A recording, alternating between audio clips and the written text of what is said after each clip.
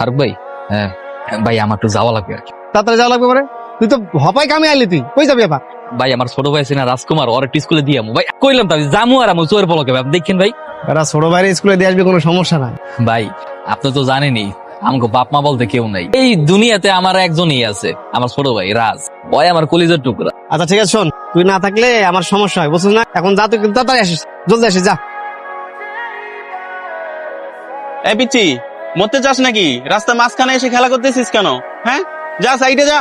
আপনি ওকে বকছেন কেন? ছোট মানুষ হয়তো বা বুঝতে পারেন, আপনি একটু সাবধানে চালাবেন না। এই যে ভাইয়া চলে আসছি রেমিজা বক্স নিয়া, খুশি? ভাইয়া এই দেখো ছেলে ধরা। ছেলে ধরা মানে? এটা কি আপনার ভাই? হ্যাঁ আমার ছোট ভাই। আপনি কেডা? আসলে একটা ছোট অ্যাক্সিডেন্ট হতে নিয়েছিল, ও খেলতে খেলতে না আমাদের গাড়ির নিচে এসে পড়েছিল। তেমন কিছু হয়নি। এই ঠিক আছে তো? হ্যাঁ কিছু হয়নি, সব ঠিক আছে। কতবার মানা করছিলাম যে এইভাবে একা একা কোথাও যাবে না। ভাইয়ের কথা দেখছো না আসলে কি হয়। আমার ভাইকে বাঁচানোর জন্য আপনাকে অসম্ভব ধন্যবাদ, থ্যাংক ইউ। হ্যাঁ ভালো থাকবেন। ভাইয়া সবাই বলে তুমি কিসে চাকরি করো, আমি তাদেরকে কি বলবো? বলবা তোমার ভাই চাকরি করে। কিসের চাকরি? ইট ভাঙ্গা? খবর দেয় এই কথা বলে, এই কথা যদি তুমি বলো তাহলে তোমার এই বন্ধু বান্ধব তোমার সাথে কেউ কথা কইবে না, কেউ মিশতে চাইবে। তুমি বলে দেবা তোমার ভাই চাকরি করে, ইঞ্জিনিয়ার।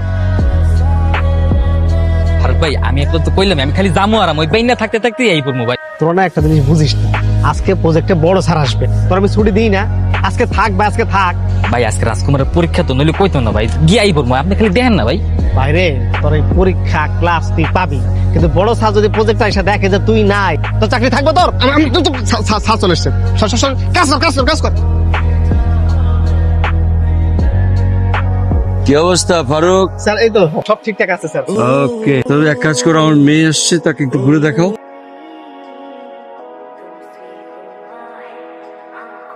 এক্সকিউজ মি, আচ্ছা আপনি কি গতকালকে একটা পিচ্ছির সাথে দেখা হয়েছিল, রাজকুমার, রাজকুমারের ভাই? হ্যাঁ ম্যাডাম, আমার ছোট ভাই। ও, কিন্তু গতকালকের গেটআপের সাথে আজকে গেটআপের আপনার একদমই মিল নেই। আপনাকে দেখে না একদম বুঝতে পারছিলাম না। আসলে গতকালকে যেটা দেখছিলেন ওটা তো আসলে আমার অভিনয় ছিল ম্যাডাম। কোন রকমে খাইতে খুঁটে কাম করি, তারপর ছোট ভাইটার একটা ভালো স্কুলে পড়ানোর চেষ্টা করতেছি। তাই ওরা যখন স্কুলে লইয়ে যাই, আমি একটু ভালো পোশাক আশাক পরেই ওরা স্কুলে লইয়ে যাই।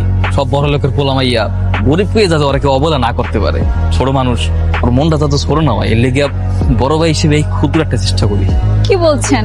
আপনাকে দেখে তো আমি আরো খুশি হচ্ছি যে আপনি আপনার ছোট ভাইয়ের জন্য এত পরিশ্রম করছেন শুধুমাত্র পড়াশোনা করাবেন বলে। আসলে ম্যাডাম রাজকুমার বাদে না আমার পৃথিবীতে আর কেউ নাই।